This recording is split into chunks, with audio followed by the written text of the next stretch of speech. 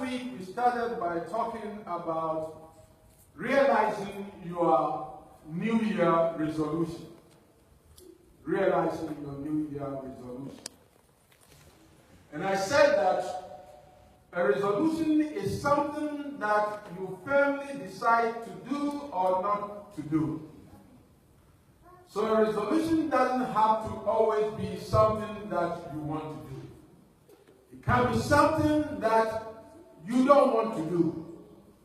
And so if somebody is a drunkard, and he knows that drinking is not helping him or her, then at the end of the year or at the beginning of the year, he will come up with a resolution, a firm decision that says that starting from January 1st this year, I'll make sure that I don't drink. So that's a resolution. Somebody will also say, this year, I want to see myself at a higher level. And so if the person is in the health industry, if the person is at LPN, he will say, well, this year, by the end of this year, I should be ready for my RN, or I should enroll in an RN program. That's a resolution. Or somebody's a teacher and you want to move up. You want to say, by next year, this time, I want to be an assistant principal. That's a resolution. Or somebody is having a problem in a marriage, and he made a resolution that by next year, this time, I would have one of the best marriages. Amen. Or somebody is not married, and he made a resolution, by next year or 2 years time, I'll be married. Amen. So these are all kinds of resolutions that we make. Or there are certain things that we don't want in our life that we make a resolution. So we make plans. But as Christians, I think the first thing we need to do in our planning, there are a couple of things that we need to consider. First, we have to know that our plans are in the Word of God. Amen. The first thing that you have to do. Because by doing that, you acknowledge the sovereignty of God. In a sense, you understand that everything depends on God. And so, if you read the book of James, if we can read the book of James chapter 4, we'll be reading from verse 13 to verse 15. James 4.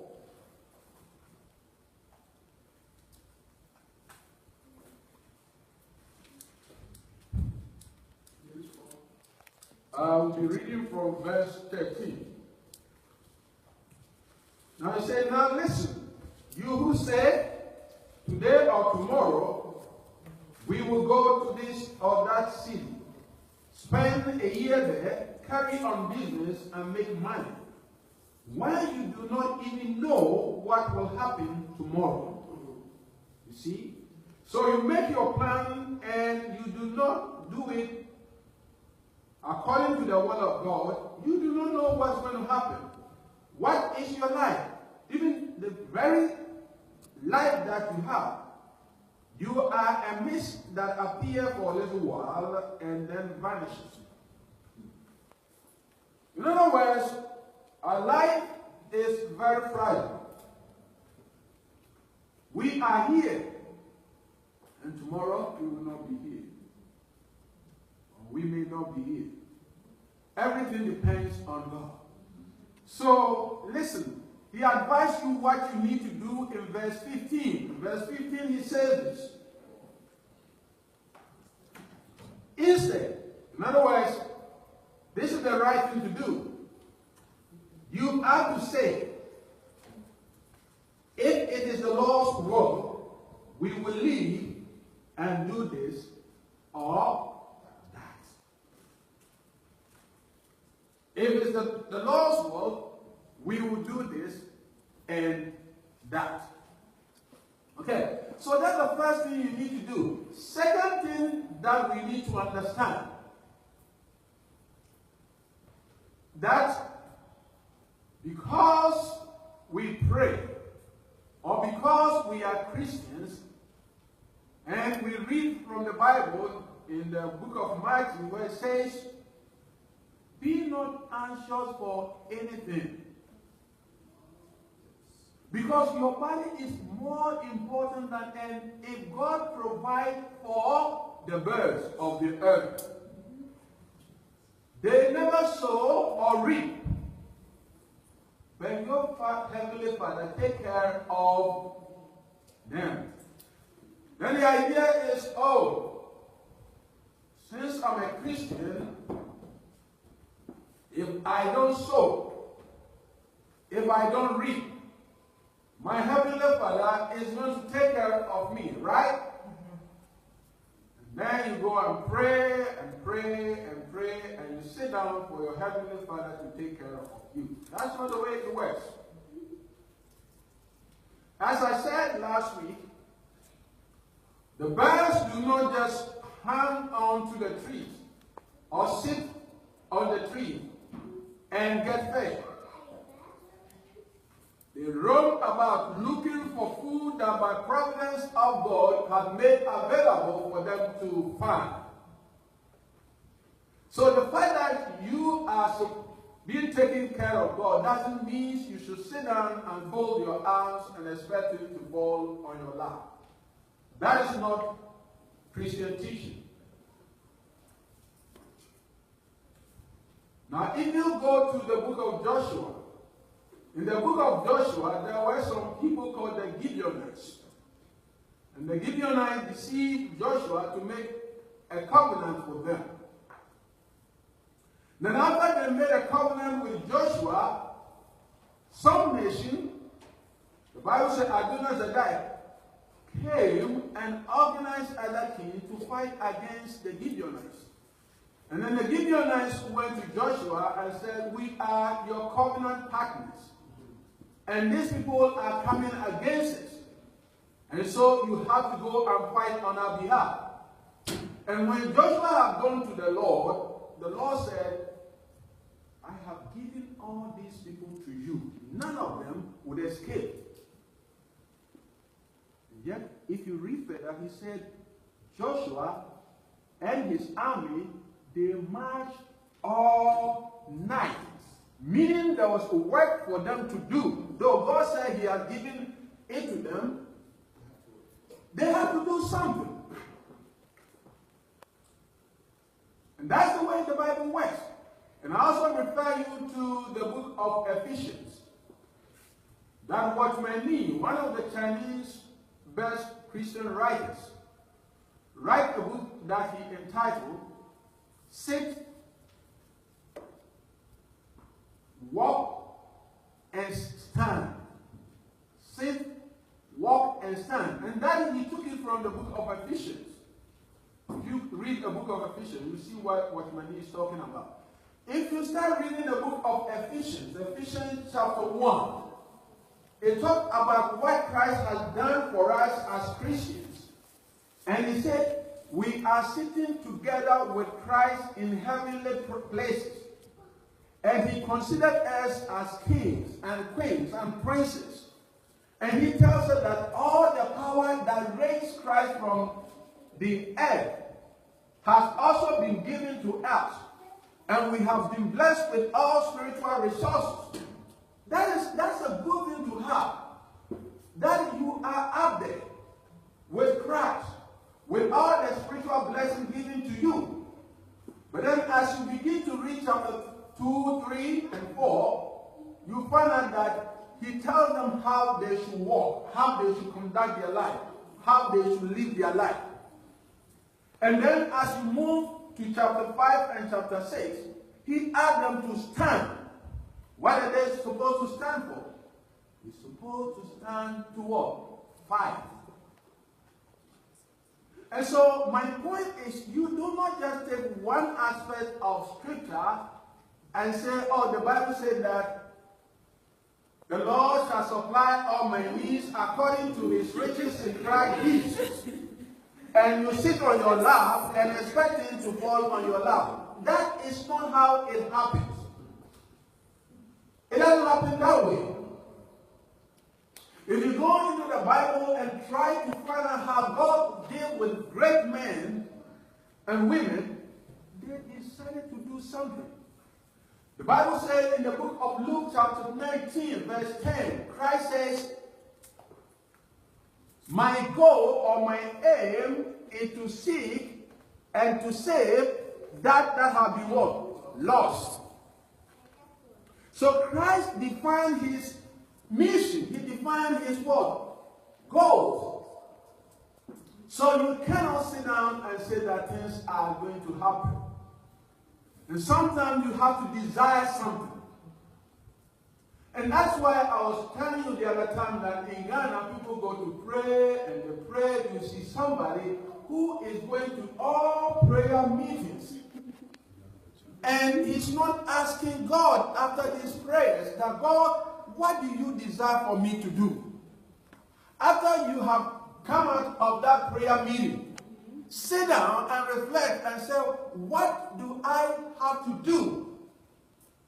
Because when you go to God, he's going to give you some wisdom. He's going to give you knowledge. He's going to give you a vision. He's going to give you a dream. And he has endowed you with all the knowledge and all the wisdom. So begin to do something with it. And I was telling you how somebody was talking about nations that do not even know God, who are not Christians, and yet they are doing very well, better than many of us who are Christians. It's not that God is blessing the unbelievers and he's surpassing those who are Christians. It's just that some unbelievers know that God has given them wisdom. You know, when God grace is said that at this point it's been given to everybody, whether the person is a Christian or not. When he reigns, the rain falls on the wicked and then the righteous. It does not discriminate. When you go to your farm, if weeds are growing, it doesn't discriminate between the Christian and non-Christian. And so we got to a point where the non-Christians are using the resources that God has made available to all of us, and Christians sit down and all we do is prayer over prayer over prayer, and God is telling us now, get up from that prayer meeting and go do something. And go do something. And so, if you go to the Bible, you see somebody like Joseph. And Joseph desired to be a great man. He didn't know how it was going to happen. And because of his desire, you know, when you desire something and you pray about it, you are going to have dreams about those desires. And so Joseph dreamt that he was going to be a great man. And one thing that he did, which I'll ask you not to do, is after he got a dream, instead of keeping the dream to himself, he went and told his brothers.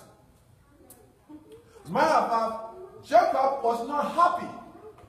He reprimanded Joseph for having told the dream to his brothers, because Joseph knows sibling rivalry. He understands it. He understands how he related with his brother Esau and how he almost killed him. He understands Cain and Abel. How Cain killed his own brother what? Abel. Remember, there was somebody I was talking to once when I was in Ghana so many years ago, and I said, this was a woman who was trying to have conceive. And any time that it starts, you just go and broadcast and the thing mess up. And I said, keep it to yourself. See, there are times that you need to keep quiet. And many people, many of us, our problem is that we cannot keep quiet. Not everyone, you see, humankind has so been damaged. Sin has damaged humankind to such an extent that of all the resources that God has given, we tend to think that if Brother Charles gets this, that means I will not get it, so I need to undermine Brother Charles. Not knowing that if Brother Charles gets this one, he may be able to one day help me if I need to type my paper. That's not the way we think. I pray for my brother to do well, so if I don't have it, I can go to him and seek help. But especially among the Africans, when my brother is doing well, I don't like it.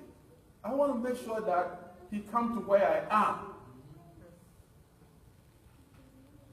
Now, most of the time, the witchcraft and wizardry and all those things that they talk about, it comes as a result of envy.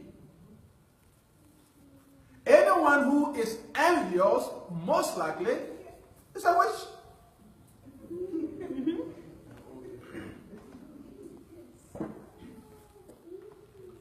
I have a friend, and he can tell me, I'm not going to mention him, but I used to live with him, and when I saw this gentleman, and I looked at the way he was doing things, I told him, you're going to be a great one. He always said that. He said it to people nowadays. I live with him. He was all over the place, trying to do things here and there. I supported him in every step. And now he tells people about it, how I help him and all those things. Why is the point? Because when that guy does well, I can benefit from it. But not that many Ghanaians and Africans have that kind of attitude. That if my brother is going to do something, let me pray for him. Let me support him. Let me encourage him. Let me say words that will encourage him. We are not like that. Matter of fact, when my wife was going to start her business, there's one person who is also in the same business. And you know what she told my wife? He said, concentrate on the Nigerians. Because I am a Nigerian. When I started my business, the Nigerians didn't want to come to me. So, and as if he was prophesying, even because of Nigerian customers, the business would have collapsed in the course. People you know that you expect to patronize the business will be the people that will not even be there. So that's the kind of, so my point is, Joseph revealed his dream to his own brothers. And what did they do? They wanted to kill him. As a matter of fact, they went and told Jacob that the child had been killed. The child had been killed. Yet, when God has a purpose in your life, and you focus on the purpose and have a plan, and devote yourself to God, wherever you are, God is going to be with you. The fact that you have a plan doesn't mean that everything is going to fall in place. There are going to be struggles, there are going to be obstacles, there are going to be trials, and there are going to be downfalls, the valleys and the hills. But if you remain in the Lord, that vision will come to pass. You see, every one of us, if you want to be successful, you need to have a vision. You need to have a dream in life as what you want to do. When I was growing up, I desired, when I had people like Dr. Kwame Donkofo or Dr. B, I said, I want to be like that. I want to be an economist.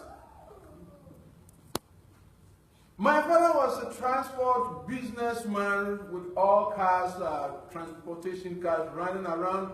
And so all my brothers and my siblings, everybody would like to go with a car and a truck, and then when they come, their pockets are full of money. But that was not my desire. On the day that I had a scholarship and I had to go to Canada, and I packed all my books And my dad went and saw all my books. He started to cry. And I asked him why he was crying. And he said, you know what? All these books, none of your brothers, none of my nephews will use them. Because none of them went beyond high school. And he tried to take care of them, nephews and everybody, but none of them, because that wasn't their desire. But I purposed in my heart that I want to be like so and so, and so on and so.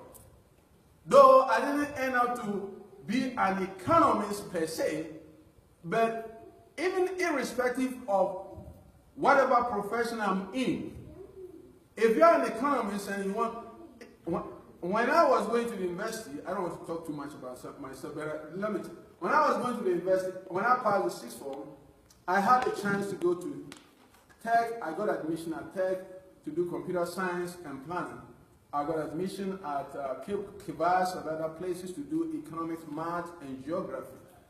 But then at that time, everybody said, you got planning? Planning is the best. So I went and did planning. But even in planning, I was the one who was helping everybody in economics. Because I said that is what I want to know. And that's what I want to do. Even when I went to Canada, I was the one helping my mates in economics.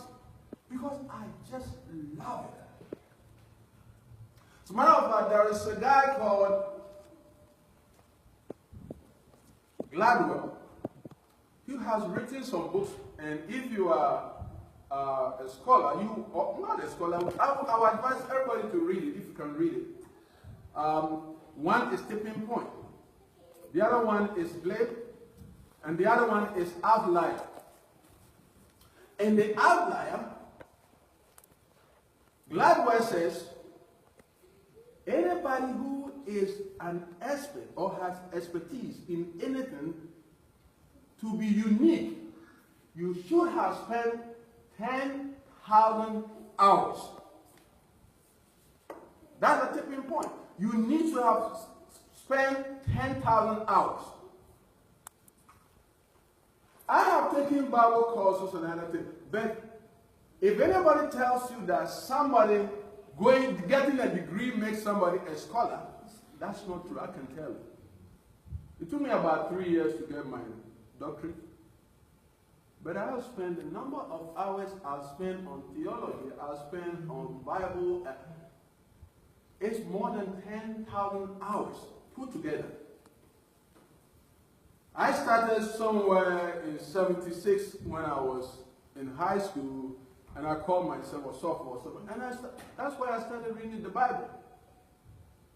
And then when I realized that in order to be able to get a better understanding of theology, you have to study philosophy. So I moved into the study of philosophy. A lot of people thought, when I write, they think that I'm a philosopher. But I started studying philosophy because of the Bible. There's a branch of the Bible called apologetics that you have to defend certain things, that questions that people ask.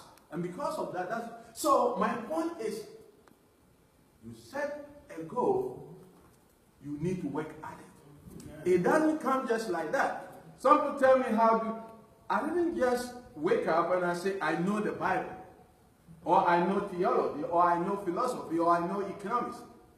I put in a lot of hours. So whatever you want to be, whatever your work is, it doesn't matter what. You have to put in a lot of hours to become an expert.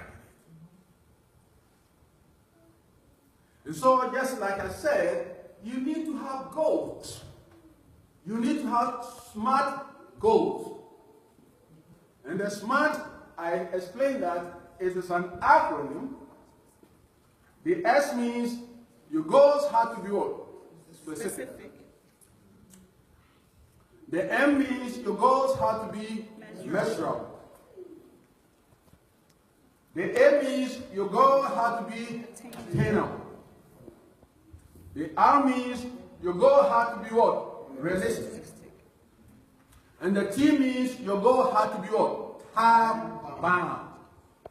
So when you set goals for yourself, don't say, oh, I want to be a nurse. When? When are you going to be a nurse? And what you need to do? So your first thing that you need to do is you have to have a specific goal. A specific goal.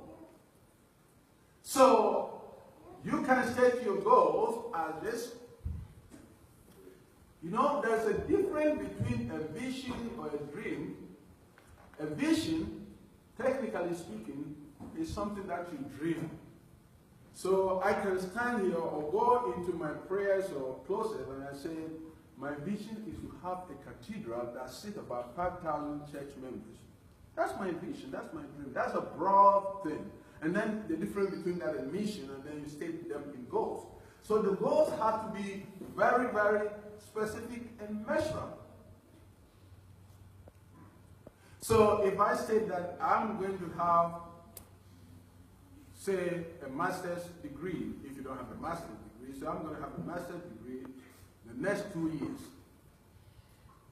So you know what 2 years is. It's measurable, is that right? 2 years is time bound. So you know when you want to have it. Don't just say, oh, I want to have a master's degree. When are you going to do that? And so when you set goals, you need to know what is the goal. What do you want to do? And you need to know where is this going to take place.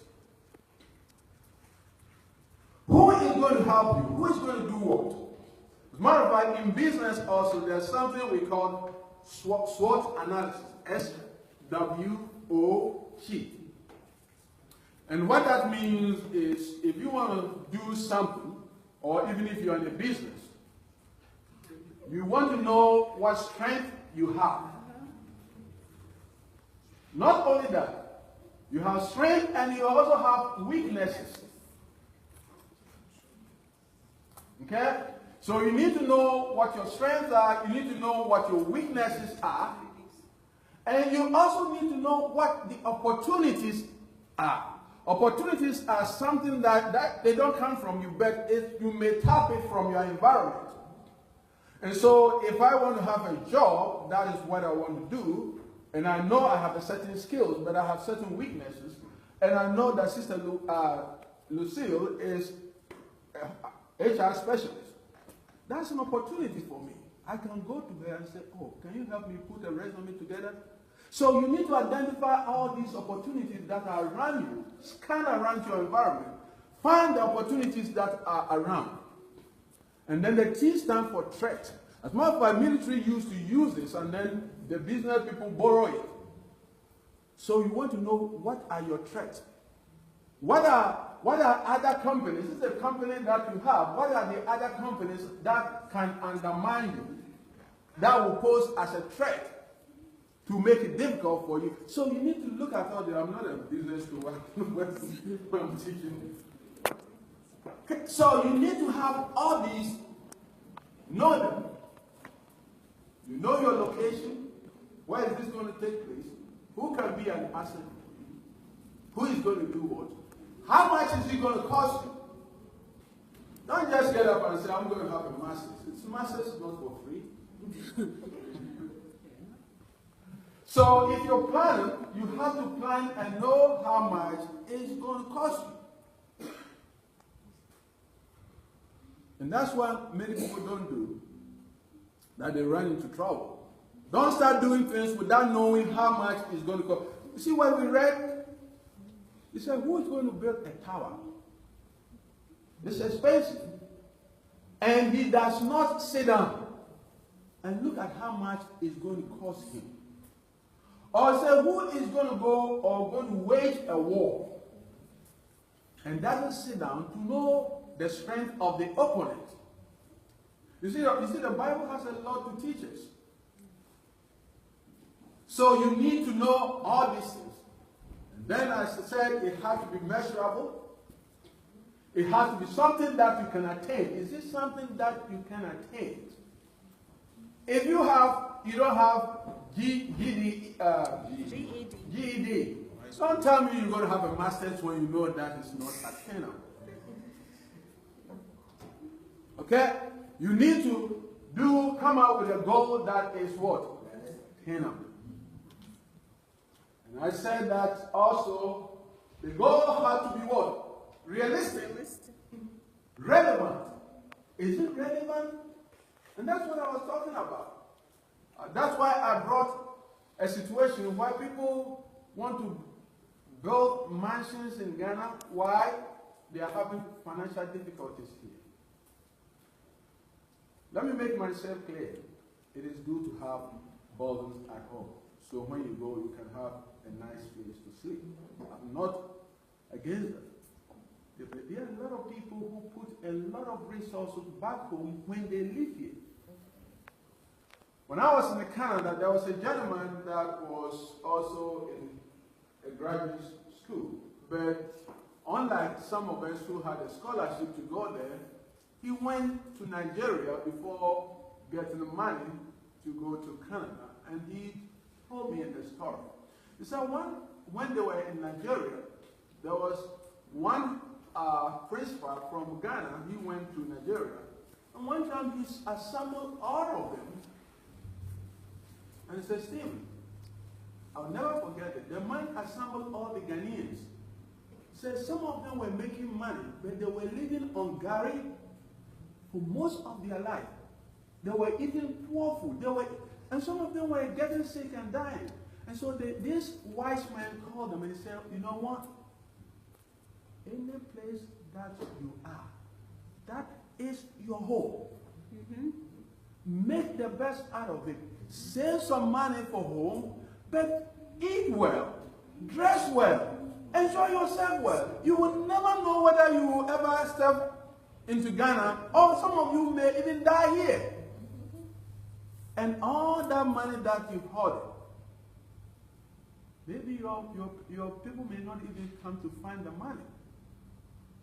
In other words, wherever you are, make sure that you are making your life a little bit easier. Matter of fact, there are more opportunities here. Sometimes, in terms of borrowing money to do something, if you borrow money, if your credit is very good, you can borrow dollars at the rate of about 2.5 or 3% or 4% or 5%. Back home in Ghana now, you know the rate of interest. Interest rate is about 20-something percent to 30%. So there are a lot of opportunities. Build your credit. If your credit is messed up, build it up. These are some of the things that you need to do. So don't take the money, mess up your credit here, take the money, go and build a mansion in Ghana, which you probably may not live in for most of your life, whilst you're struggling here, whilst you can't use that money, you can use that money to go to school. You can use that money to move up in your job situation and be a better person. You see, listen, money is not the only thing that is important. Matter of fact, there are times that you stand somewhere and you realize that what you have here is more than money. People are talking about issues, you can dissect issues, you can. I mean, you feel proud about it. What is money? At that point, it is not the only thing. If you can improve on your own life, make yourself a better person, it is sometimes more important than money. And that will move you up. So make sure that your plans are realistic, they are relevant. Is this something that can help your kids when they grow up? Just like I'm saying, if you put all your money in Ghana, knowing very well that all your kids are going to be here, what are you doing? These kids, like I said the other time, if we go live in Ghana, they may come and visit us. But I don't think any of these kids are going to live in Ghana. I mean, believe me, These kids are not good. Unless maybe you become a millionaire in Ghana and build a factory and call them to come and manage that. With that money, you come. But I don't see them being in Ghana. So ask yourself, is the project that you want to undertake, is it relevant? Then it has also to be what? How? When do you want to do it? You have time to finish it at that point. And as I told you, as a planner, I can tell you that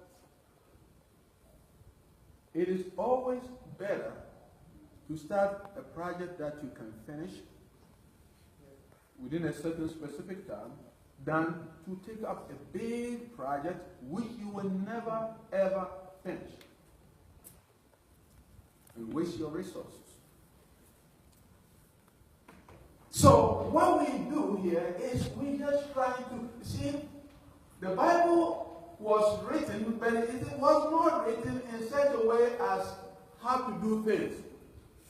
The other time I was telling some people that when the Bible said that submit to your husband, or when people say have a good communication, how do you have a good communication? We don't teach. We're supposed to be teaching.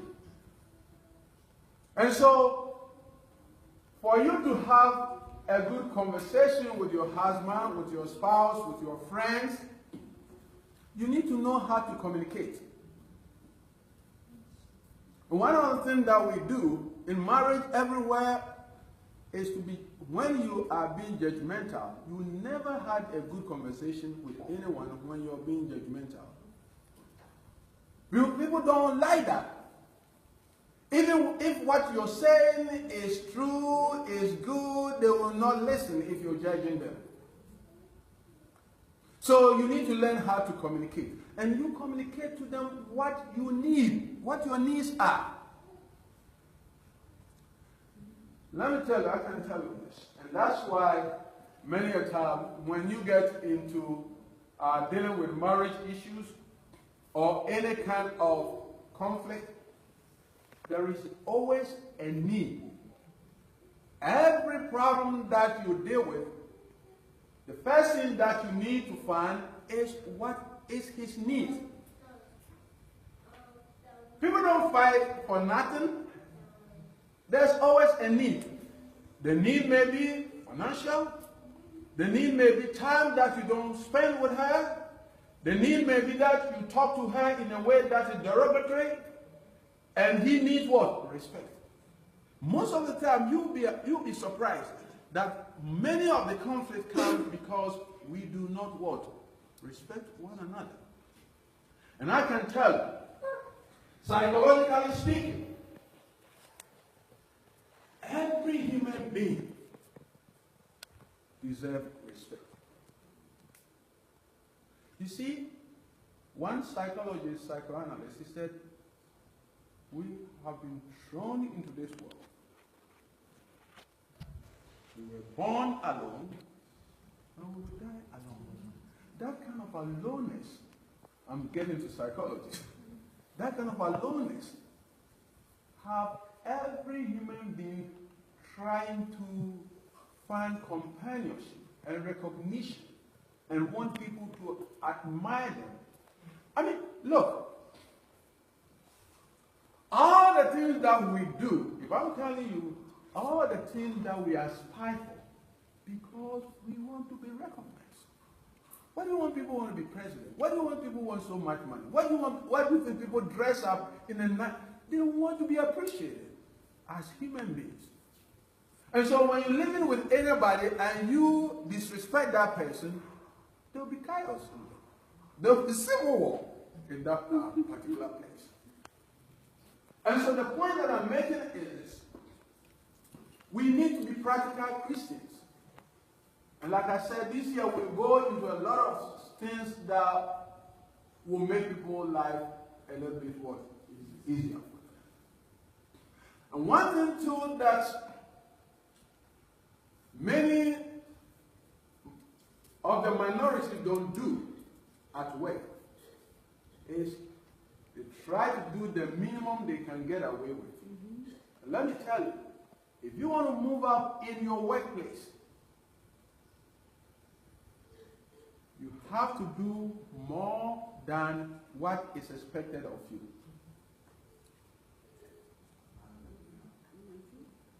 I have a theory, and that theory works very well. Let people owe you. Let them owe you. Do something for people when you don't need them. You don't need them. And so the time that you need them, they will be obligated to also reciprocate. If you go and read Joseph, I think what's my time? If you go and read Joseph, when Joseph was called by Pharaoh to go and interpret the dream, his job was to go there and to interpret the dream. But what did he do? He went beyond what he was called to do. After he has interpreted the dream, he told the king, King, because of the famine that will be coming and the bumper harvest that is also ahead, you have to take 1/5 of every year's produce and store them and put them in the cities. And then he told them how it's supposed to be done. Don't go if your boss give you work to do, go beyond that. Let the person know. You even probably know more than they do. The other time somebody came to my office and said, and I said, for me, I told people who work with me, so far as you can give me reason for your ideas, I don't mind you telling me, oh, Dr. Gyesaw, you asked me to do this, but I think if you do it this way, it will work better. I don't mind. And the lady said, it's because you are more confident. That's why you can do that. But there are some people who lack confidence to do that. But when you go to your job or your boss, give him more than what he has asked you to do. And sometimes you can even go and do some research. And then maybe give her more information than what's been given to you. And what will happen? If there is, next time, there's a need to promote somebody, whom do you think they're going to call? Me. If you go to your boss gave you a job, and then you went beyond what was asked, you were asked to do, and you said, okay, this is how to be done. It can be done this way, it can be done this way. I've done this, I've given you this information, and so forth and so on. The next time they need anybody, you're the person that they will call. And so when Joseph had told the king Pharaoh that you got to do this, you got to do this, you got to do this, and you need to get somebody who can do it. You know what Pharaoh said? We cannot find anyone who is wise like you with the Spirit of God on him. And so, you're the man. You're the man. You do it. So, we need to be able to do that. And many times, I don't know. There are a lot of times that people, I have one lady, one teacher. Any time that he does something, he will bring you a time sheet to be paid. And I signed it for her to be paid. But she's not somebody that I'm going to rely on. That everything that, I don't care, that's government money. We can pay you. But if you want to be paid for every little thing that you do, that tells me something about you. My point is, don't go and do exactly or the minimum you can get away. As a matter of fact, research shows that many workers will do the minimum they can get away with. That's why you need to strengthen your supervision. But if you are that kind of worker, that is not what is going to promote you.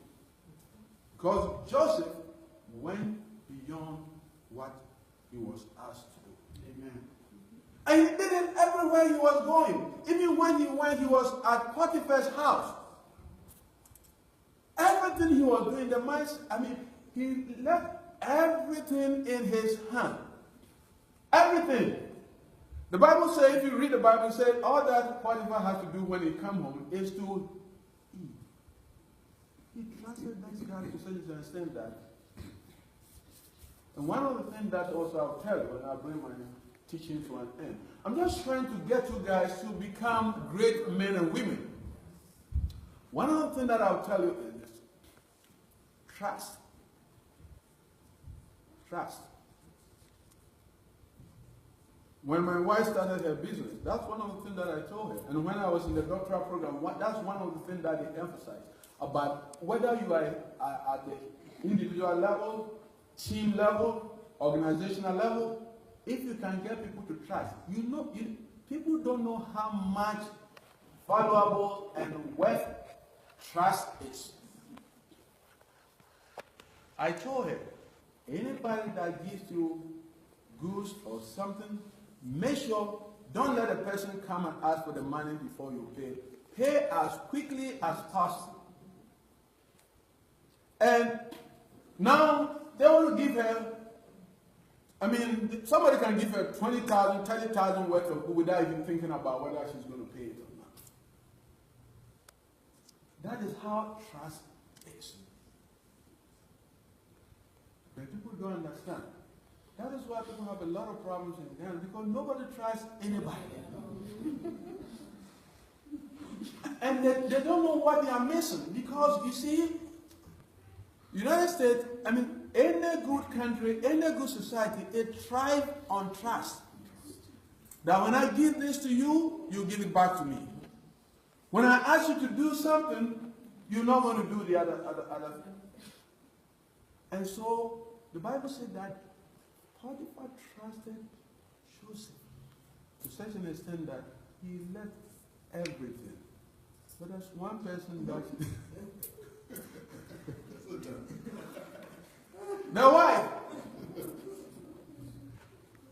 That was somebody. So when the wife wanted, according to the Bible said, to do sports on her. When the wife wanted Joseph to do sports on her, he declined. Said, my master has given me everything, has put everything under my head, except you. And he started with his God. You see, integrity is not what you do when people are looking at you. Integrity is what you would do or not do when there is no one there. If people can trust you, whether it's a husband or when trust is broken, everything is messed up. Many of the problems that Ghanaians have in their marriages is lack of trust. The husband doesn't trust the man doesn't trust the wife. You see, so somebody gets the money and he put it somewhere. Another person gets the money, he put it. One of my administrators was telling me, she's a cute one, and she was very funny. He talked about what mom told her to do and stuff like that. There are some cultures, I think they say, hey, when you get married, you have to keep something somewhere. And we too.